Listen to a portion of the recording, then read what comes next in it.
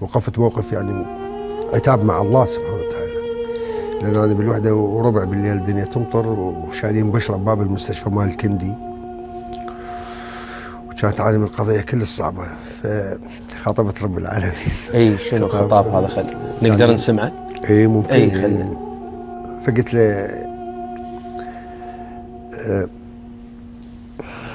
شوف الذاكرة مرات تخونني، يا هل ترى ماذا جرى وعاني خطبا في العرى، يا من تراني وأرى مات بعيري في السرى، موت يقيد صحوتي أين المفر يا ترى، هي بشرة المسافرة ترفضها كل القرى، ظننت نفسي فارسا مقاتل تحت الثرى.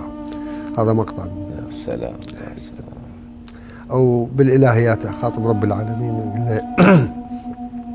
يا إله الكون أشكو حالتي، واللتي بعدها تأتي التي، إنني والحق طال الشكوتي، جرح الدمع الندي مقلتي، دمعي كحبات المطر. حكي رب العالمين.